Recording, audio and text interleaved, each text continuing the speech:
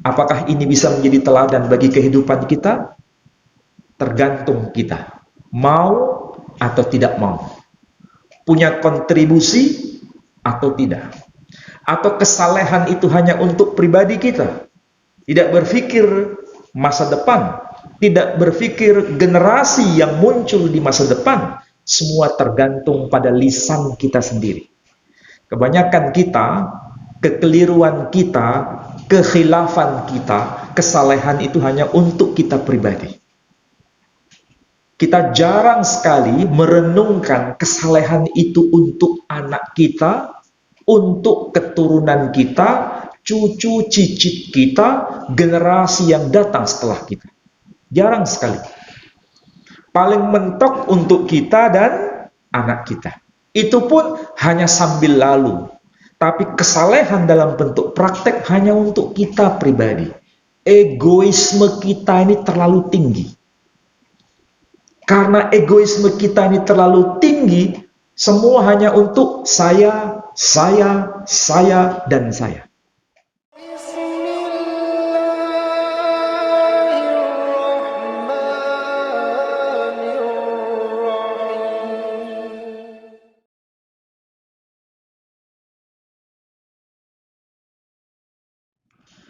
Assalamualaikum warahmatullahi wabarakatuh.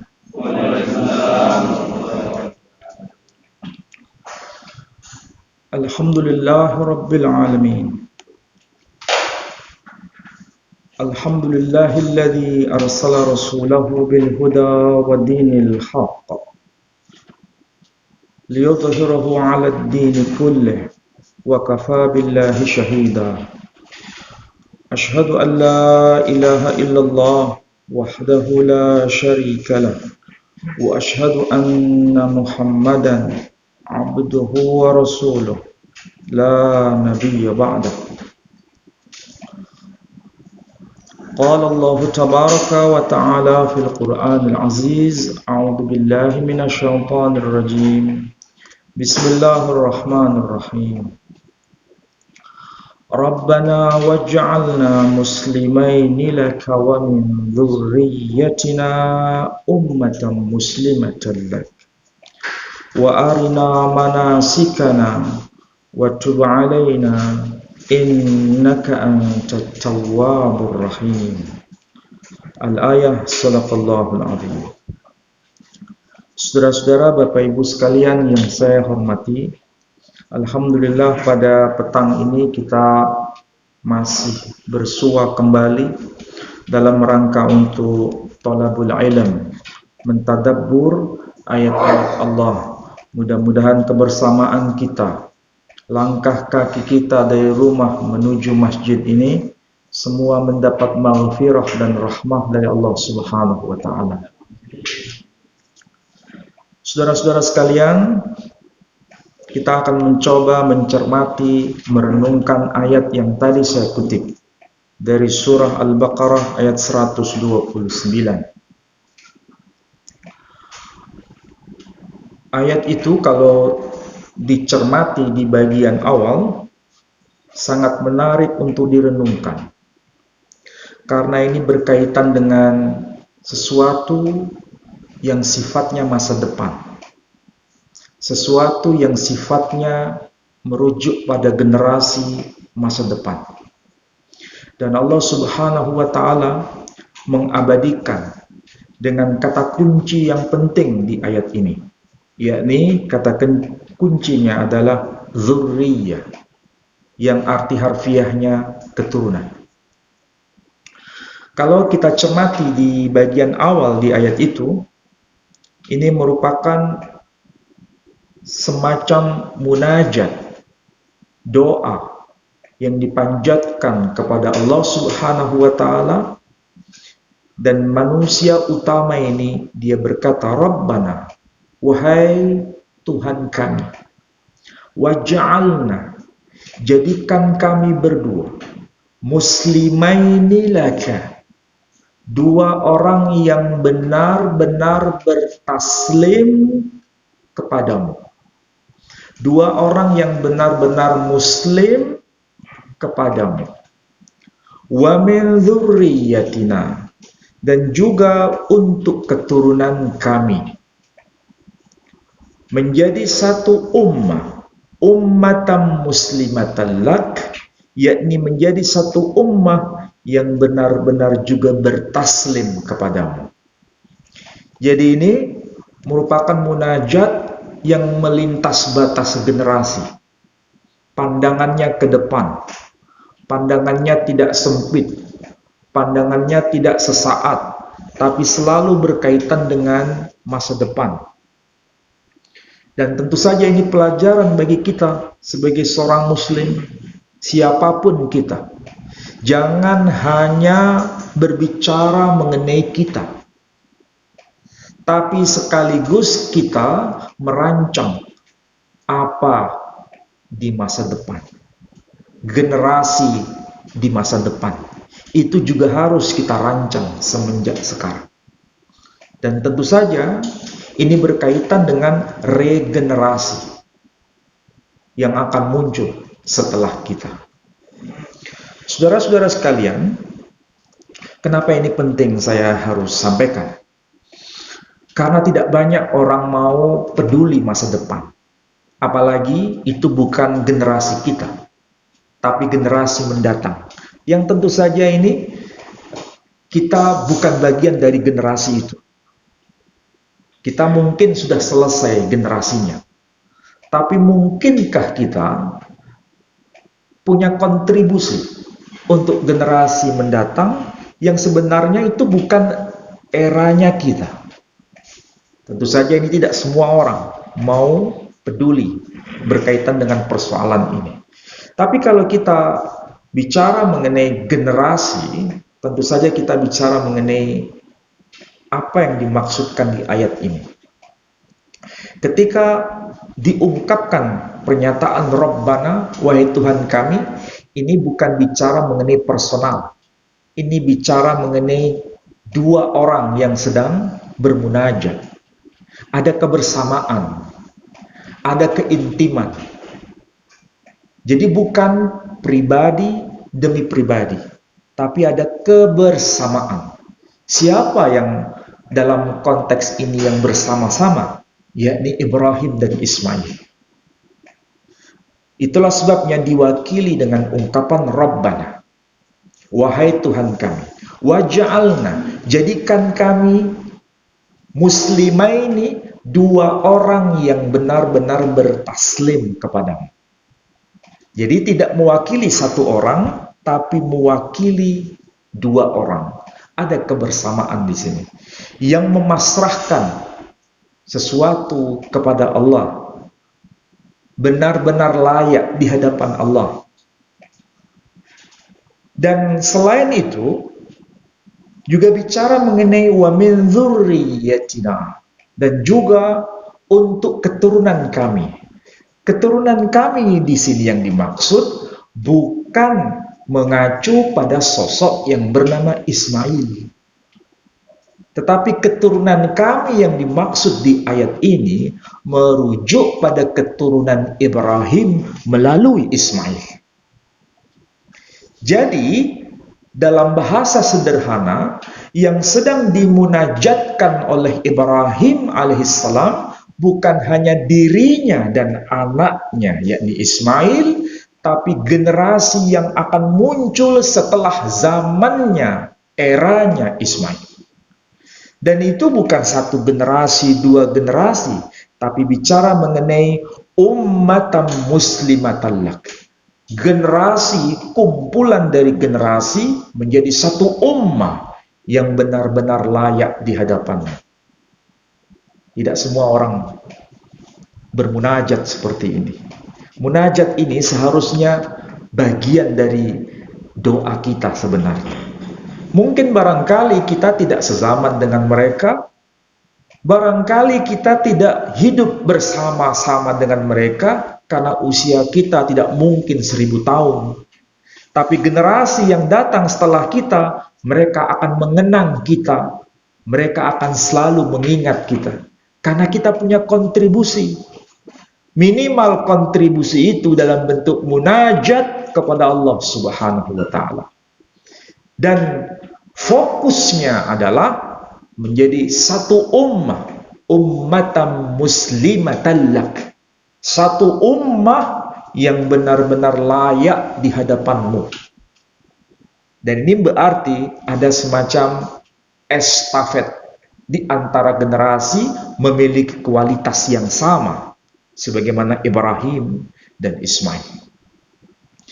Uniknya saudara-saudara sekalian, salah satu di antara ungkapan ummatan muslimatan lak menjadi satu ummah, bukan satu orang, bukan dua orang, tapi ummah, kumpulan besar. Di antara mereka yang paling istimewa itu adalah ayat yang ke-129. Ayat yang ke-129 itu mengacu, merujuk pada dia yang paling utama di antara semuanya, yakni dengan ungkapan Rasul. Siapa yang dimaksud Rasul? Satu orang.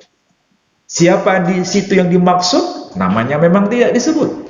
Tapi para ulama menjelaskan ayat yang ke-129 itu merujuk pada khataman nabiyyin Muhammad sallallahu alaihi wasallam, keturunan dari Ibrahim yang dimunajatkan melalui jalur Ismail. Apakah ini bisa menjadi teladan bagi kehidupan kita? Tergantung kita mau atau tidak mau, punya kontribusi atau tidak, atau kesalehan itu hanya untuk pribadi kita, tidak berpikir masa depan, tidak berpikir generasi yang muncul di masa depan. Semua tergantung pada lisan kita sendiri. Kebanyakan kita, kekeliruan kita, kekhilafan kita, kesalehan itu hanya untuk kita pribadi. Kita jarang sekali merenungkan kesalehan itu untuk anak kita, untuk keturunan kita, cucu cicit kita, generasi yang datang setelah kita. Jarang sekali. Paling mentok untuk kita dan anak kita. Itu pun hanya sambil lalu. Tapi kesalehan dalam bentuk praktek hanya untuk kita pribadi. Egoisme kita ini terlalu tinggi. Karena egoisme kita ini terlalu tinggi, semua hanya untuk saya, dan saya. Dan ini tentu saja harus menjadi pelajaran untuk kita, merujuk pada khataman nabiyyin Muhammad sallallahu alaihi wasallam yang merupakan munajat dari hasil munajatnya Ibrahim alaihissalam. Itulah sebabnya dengan secara lantang Nabi pernah bersabda dengan ungkapan yang penting, ana da'watu abi Ibrahim. Aku ini adalah doa yang dulu dipanjatkan oleh datukku yang bernama Ibrahim.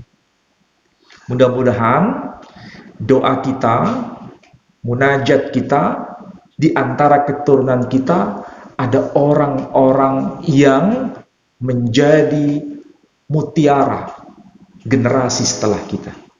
Dan itu tergantung pada kita pribadi masing-masing. Hal yang kedua yang ingin saya ceritakan, dan ini fakta real. Saya waktu akhir bulan Februari kemarin, tepatnya tanggal 29, tanggal 30, saya di Manado. Kemudian tanggal 1, tanggal 2, seterusnya saya di Makassar. Tapi yang fokus saya itu di Manado, di wilayah Sulawesi Utara. Di wilayah Sulawesi Utara itu bukan hanya di Manado, tapi yang penting adalah di Tondano. Tondano itu agak ke selatan menuju wilayah pegunungan. Kalau Manado dekat pantai, ya. Kalau Tondano agak ke atas. Ya. Bayangkan itu jaraknya bukan hanya setengah jam, berjam-jam ke sana. Di sana ada satu komunitas yang disebut komunitas Jaton. Tahu Jaton? Jaton itu singkatan. Dan orang-orang sana sudah kenal itu. Apa itu Jaton?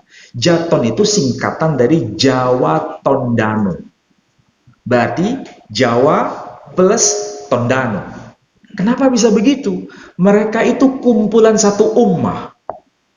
Bisa bayangkan ya, kumpulan satu ummah, ummatan muslimatan lak, itu benar-benar eksis di sana. Menjadi satu ummah yang benar-benar bertaslim semata-mata hanya untuk engkau. Berarti kumpulan manusia besar. Generasi keberapa? Mereka ini generasi ketujuh. Dari siapa? Dari pasukan Pangeran Diponegoro yang diasingkan sampai ke wilayah Sulawesi Utara. Jadi yang diasingkan itu ada 3 lapis. Ya. 1, ulama kelas elit, bukan ulama biasa. Kalau ulama biasa nggak dianggap penting oleh Belanda. Mereka ditinggalkan di Jawa. Kalau ulama biasa ya bukan ulama ya.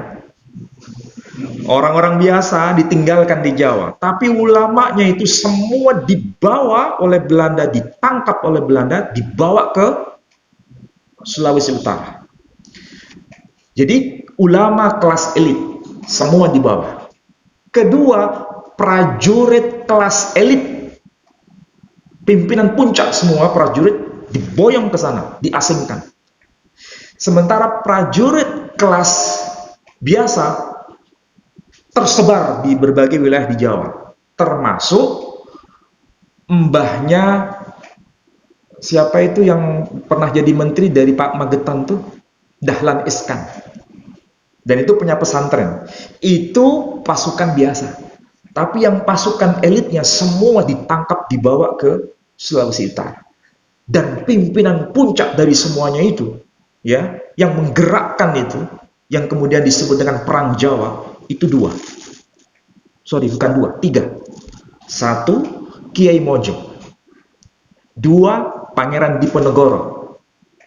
Ini nasabnya keturunan dari Hamengkubuwono II yang memberontak melawan Belanda, dan terjadilah perang besar se-Jawa yang kemudian dikenal dalam dokumen Belanda disebut Perang Jawa. Yang ketiga, Sentot Ali Sahdana Prawiro Dirjo kalau nggak salah ya. Ya. Perhatikan 3 tokoh kunci ini ya. Mereka semua dibawa, diasingkan keluar dari Jawa dan disebar di 3 tempat yang berbeda. Bayangkan, Sentot diasingkan ke Palembang, ke Pulau Sumatera, dan itu jauh dari Jawa. Sementara Kiai Mojo diasingkan ke Sulawesi Utara bersama Pangeran Diponegoro, tapi kemudian di sana pun mereka membuat makar, dalam arti membuat kekuatan baru, supaya tidak terjadi bangkitnya Perang Jawa Jilid 2, karena mereka masih berinteraksi dengan orang-orang di Jawa. Bayangkan ya, telik sandinya itu bagaimana? Bukan pakai pesawat mereka dari sono ke Jawa. Dengan apa? Kapal. Berapa lama perjalanan itu? Tapi masih terdeteksi kekuatan itu oleh Belanda. Maka tidak ada jalan lain bagi Belanda memisahkan antara Kiai Mojo dengan Pangeran Diponegoro. Pangeran Diponegoro harus diasingkan ke Makassar. Jaraknya itu pesawat 1 jam 20 menit. Itu pakai pesawat. Kalau pakai kapal berapa lama? Apa yang kita bisa pelajari? Ulama itu penting. Maka tidak ada strategi lain. Belanda harus memisahkan antara ummah dengan ulamanya. Ya, ini catatan nih. Ini pasti akan berulang dan senantiasa berulang. Kalau antara ummah dan ulama itu menyatu, kekuatan itu besar. Kekuatan itu besar. Catat baik-baik. Ulama dan ummah menyatu, itu kekuatan besar. Supaya kekuatan itu betul-betul dihilangkan, maka harus dipisahkan. Dan itu strategi Belanda. Tidak cukup di situ. Memisahkan antara ulama satu dengan ulama lain. Jadi, bagaimana caranya supaya kekuatan itu tidak unggul? Harus dipisahkan. Bukan hanya antara ummah dengan ulama, tapi antara ulama dengan ulama harus dipisah. Dan Tondano itu awalnya bukan wilayah yang ada penghuni. Awalnya nggak ada penghuni. Wilayah pegunungan yang sangat dingin. Sangat dingin. Karena namanya pegunungan. Dan akses untuk ke sana itu sebenarnya susah. Sekarang saja, ya bisa dikatakan tidak gampang menuju ke sana. Harus berliku-liku. Naik sampai ke puncak. Bayangkan zaman itu. Ya, zaman itu. Dan pelajaran pentingnya adalah barangkali itu pahit bagi kita melihat ulama zaman itu, tapi berkahnya luar biasa. Orang-orang sana yang tidak mengenal Islam akhirnya mengenal Islam, dan ketika mereka mengenal Islam bukan hanya mengenal agama tapi mengenal peradaban Islam yang ada di Jawa. Mereka itu mengenal yang namanya bercocok tanam. Sebelumnya mereka nggak mengenal tradisi itu. Jadi mereka mengenal bercocok tanam itu dari orang-orang Jawa. Jadi generasi bapaknya itu Jawa, generasi ibunya itu Minahasa. Jadi campuran antara Jawa dan Minahasa, jadilah orang Jaton itu, Jawa Tondano. Dan saya sudah ketemu dengan keturunan dari Kiai Mojo sendiri. Bahkan menyaksikan langsung tulisan Kiai Mojo dalam bahasa Arab, ada terjemahannya huruf pegon, bahasa Jawa apa itu? Jawa pegon yang kita kenal sekarang. Arab gundul itu bahasa Arabnya. Tapi yang Arab pegon itu tulisannya Arab, tapi kalau dibaca Jawa. Misalnya huruf jim titiknya 3, itu dibaca C, coro misalnya. Huruf kaf ada titik 1 di bawah, itu dibaca G, goro-goro misalnya. Nah itu. Kemudian huruf apa lagi? Banyak yang lain, istilahnya itu yang dipelajari di pesantren tradisional. Ya. Jadi ini yang harus kita baca. Dan yang uniknya, saya tidak sengaja sebenarnya ketika menjelaskan itu di Masjid Kiai Mojo yang dibangun oleh Kiai Mojo sendiri. Saya menerangkan ayat ini.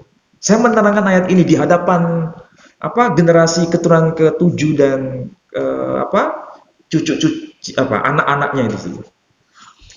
Setelah selesai acara, saya tunjukkan ini bangunan mimbar itu, mimbarnya ya biasa kayak tradisi NU itu ya, yang bertrap 3. Nah, di situ diukir ayat-ayat Al-Quran. Saya ditunjukkan, ini Ustadz yang tadi Ustadz baca ayatnya. Ternyata ayat ini yang ditulis oleh Kiai Mojo. Berarti Kiai Mojo secara tidak langsung menjadikan ayat itu menjadi harapan di masa depan akan munculnya ummatan muslimatan, menjadi satu ummah yang layak di hadapan Allah. Dan faktanya betul sampai sekarang.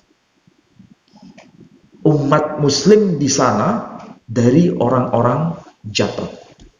Dan faktanya betul. Tapi yang menarik bukan sekedar itu. Ini sebenarnya menjadi pelajaran hidup untuk kita. Ya. Di sana bukan hanya Kiai Mojo dan pasukan elit Jawa yang dimakamkan di sana.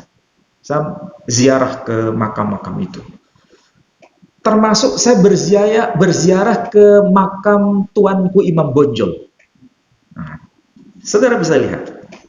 Imam Bonjol, Tuanku Imam Bonjol, kalau nggak salah namanya Muhammad Syahab, nama aslinya. Itu dari mana asalnya? Sumatera Barat, dari Padang. Kenapa diasingkan? Perang Padri. Perang Padri dan Perang Jawa itu mengakibatkan Belanda gulung tikar. Tahu maksudnya? Habis-habisan uang negara. Gara-gara Perang Jawa, Perang Padri, Perang Aceh. Yang lebih mengenaskan Belanda itu Perang Jawa. Karena perang itu berlangsung selama 5 tahun. Tidak kelar-kelar. Bagaimana strateginya? Strateginya dengan cara tipu-tipu. Mengajak berunding, Muslim itu kan selalu konsisten dengan perjanjian. Kalau perjanjian sudah diketok palu, dia tidak akan mengkhianati itu. Tapi seringkali pengkhianatan itu terjadi. Nah, ini pelajaran untuk kita. Jadi ringkasnya, siapa itu, tuanku Imam Bonjol, tidak mungkin ini bisa selesai perang Padri ini kecuali Imam Bonjol harus diasingkan dari umatnya, dibawa jauh ke Sulawesi Utara. Tapi di sana tidak boleh bertemu dengan Kiai Mojo, harus dipisah. Karena kalau bertemu mengakibatkan apa? Kekuatan baru.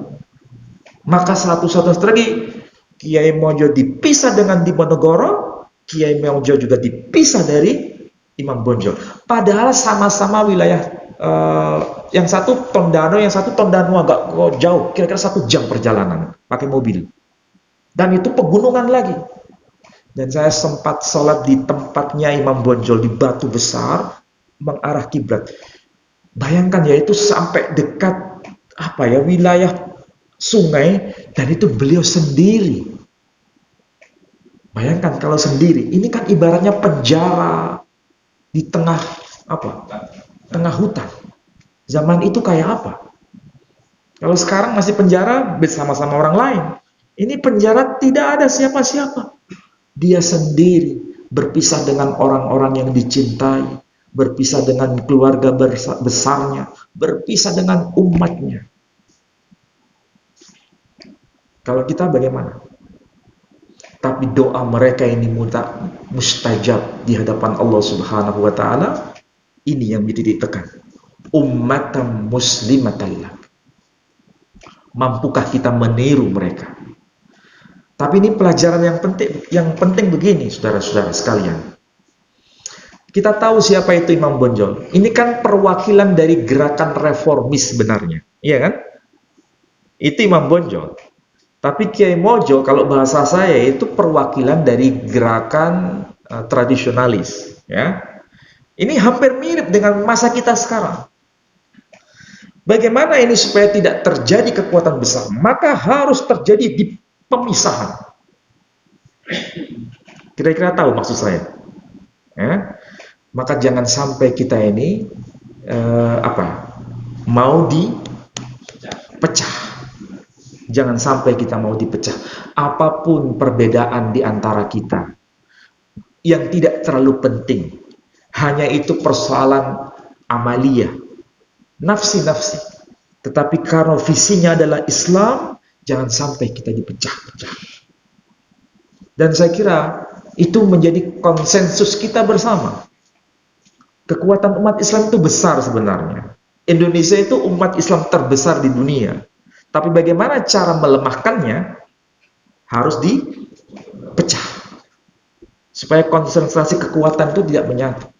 Coba bayangkan, apa sih perbedaan antara Imam Bonjol dengan Kiai Mojo? Tidak prinsip. Prinsipnya adalah apa? Menegakkan kalimah Allah di muka bumi. Di bumi Allah ini. Tapi supaya itu tidak terjadi, maka harus dipisah. Nah, bisa jadi ini berulang. Sejarah itu tidak pernah linier. Sejarah itu selalu seperti kumparan, berulang. Meskipun bentuknya tidak terlalu persis sama. Maka bahasa yang saya sampaikan ini bisa menjadi pelajaran bagi siapapun. Apapun wadah kita. Maka mudah-mudahan masjid ini salah satu yang punya upaya untuk ukhuwah Islamiyah itu. Dan inilah yang seharusnya konsentrasi kita. Bahkan di sana itu saya melihat sesuatu yang saya pelajari itu agak unik. Uniknya begini. Antara Nahdlatul Ulama dan Muhammadiyah, ya. Itu karpetnya itu tidak beda. Karpetnya itu. NU di sana karpetnya hijau.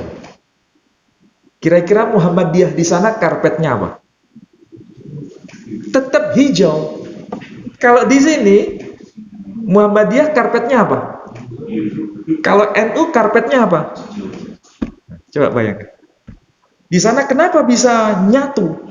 Mengenai warna karpet tidak penting. Tapi kenapa mereka menjaga ukhuwah itu begitu tidak kelihatan perbedaan itu? Ini yang menarik di sana itu. Di sini barangkali terlalu banyak tujuan-tujuan personal atau tujuan-tujuan yang kita tidak tahu apa maksudnya, sampai pembedaan itu pada taraf simbol, ya kan? Sampai pada taraf simbol. Dan itu harus menjadi konsentrasi kita. Jangan sampai dengan simbol-simbol itu membuat kita menjadi berpecah. Silakan amal mungkin bisa berbeda dalam konteks ikhtilaf. Dan itu khilafiyah, nggak ada masalah. Tapi bukan dalam konteks permusuhan. Jangan sampai itu terulang kembali.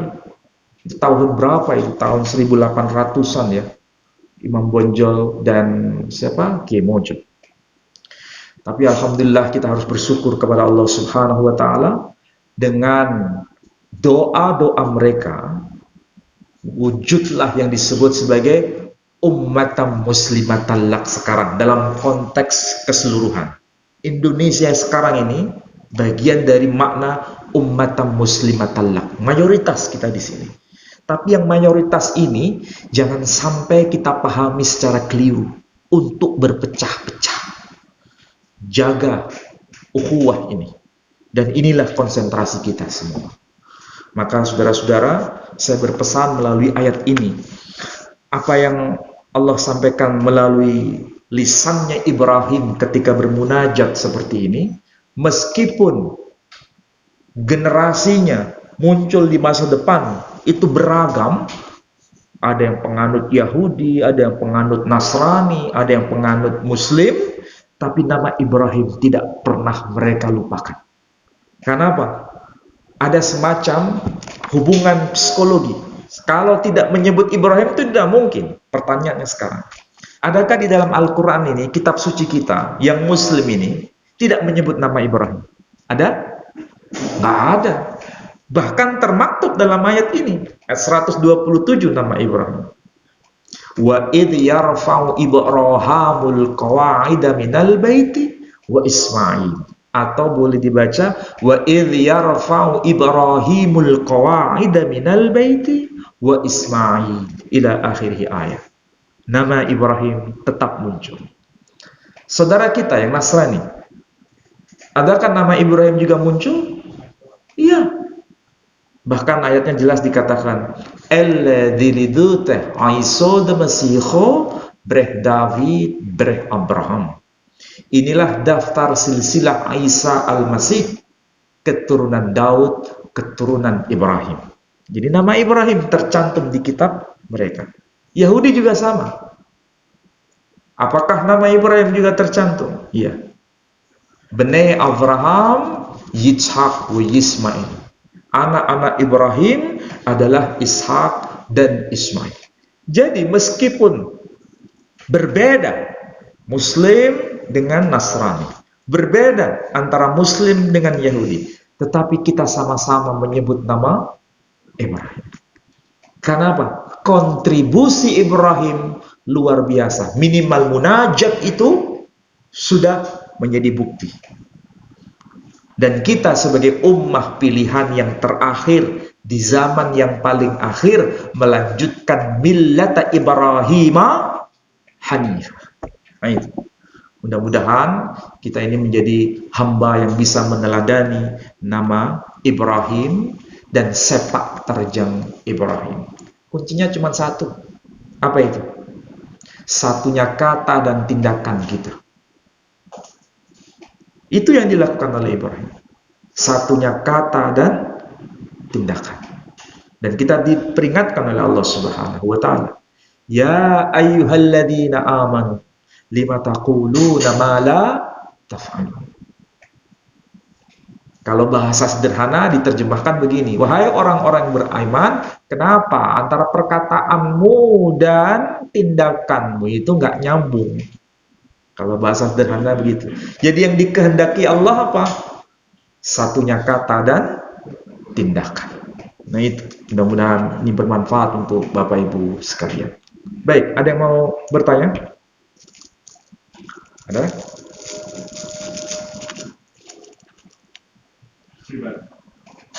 Siapa yang tanya tadi? Oh, silakan. Mengenai sejarah Diponegoro memang benar dahsyat karena didukung oleh bupati-bupati yang ada di wilayah Mataram itu sangat kuat sekali sehingga Belanda banyak kerugian. Mengenai apa itu prajurit Diponegoro yang mendirikan pesantren di Takaran itu namanya Kertopati, Pak. Iya, betul. Kertopati punya anak namanya Hasan Mulomo, punya anak namanya Imam Mutakin, punya anak Imam Mursyid Mutakin yang diculik PKI itu, Pak. Iya, iya. Ya, kebetulan ini masih kerabat saya, Pak. Oh iya, termasuk betul ya yang siapa tadi Dahlan Iskan bagian dari itu ya. Pak Dahlan Iskan muridnya yang saya di sini. Oh, nah ini ada saksi hidupnya. Terus mengenai Diponegoro sendiri, kebetulan itu buyutnya yang saya, Pak. Oh, Ya, iya. itu Kanjeng Kiai Adipati Purwodiningrat, Bupati Magetan itu punya anak 13 yang pembayun itu namanya Nyai Gambaria, Raden Ayu Gambaria itu diperistri oleh Hamengkubuwono II.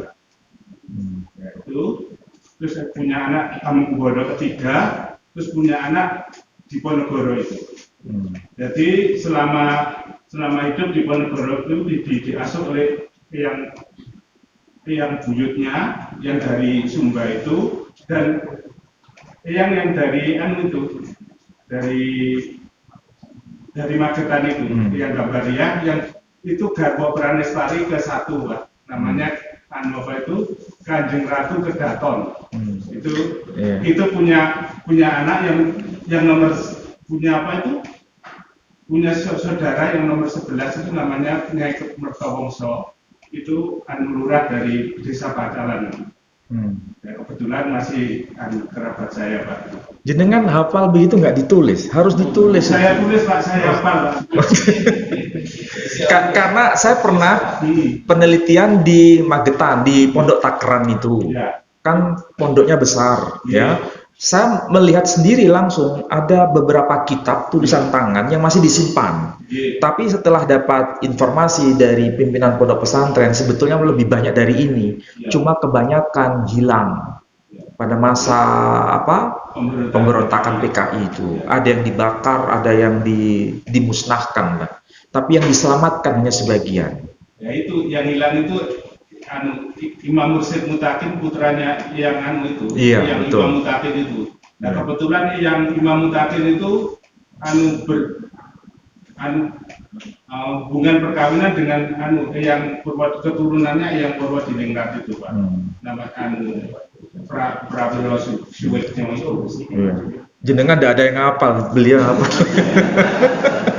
Tapi ini 7 keturunan, Pak. Jenengan generasi keberapa? Ya, saya dari yang Purwodiningrat. Yang Purwodiningrat itu punya anak yang Mertawongso, punya anak yang Joyomlomo, Joyo Puspito, anak yang Joyomlomo, punya anak yang Purwomlomo, punya anak namanya yang Imam Mulomo, punya anak bapak saya Abdullah, punya anak saya. Oh, berarti ke-8 berarti. Iya. Ke-8. Sente, Pak, kalau di iya. Ya itu sama dengan silsilah orang Arab itu kalau minimal dia bisa menyebutkan sampai 5 generasi, nanti ketemu. Jadi kayak Nabi Muhammad dengan siapa ketemu. Nanti yang Purwodiningrat jadi putranya yang Sosrowinoto, Bupati Pasuruan, terus punya bapak namanya yang Purwonegoro, Bupati Sampang, dan punya anak yang Cakraningrat 2, punya anak yang Cakraningrat 1. Jadi pada hubungannya sama Purnojoyo, Pak, itu di Ponegoro. Makanya dia berani melawan Belanda dengan seperti itu. Purnojoyo juga berani, ini di Ponegoro juga berani. Nunggu adzan dulu ya. Baik, Bapak Ibu sekalian, sebagai kesimpulan dari kajian kita pada malam ini, ada 2 hal yang ingin saya sampaikan dan ini menjadi perhatian kita. 1, upayakan dalam munajat kita itu selalu berpikir masa depan, generasi masa depan. bukan hanya untuk kita pribadi, tapi generasi yang akan menjadi pelanjut kita, menjadi satu ummatan muslimatan lak, ummah yang benar-benar layak di hadapan Allah Subhanahu wa taala. Dan mereka ada kesinambungan dengan kita, mereka pasti akan mendoakan kita, dan mereka berpegang pada prinsip yang kita sudah bangun. Itu pertama. Yang kedua, jagalah ukhuwah Islamiyah. Itu harus nomor satu dibanding yang lain. Jangan sampai ummah ini nanti dipisahkan dari ulama.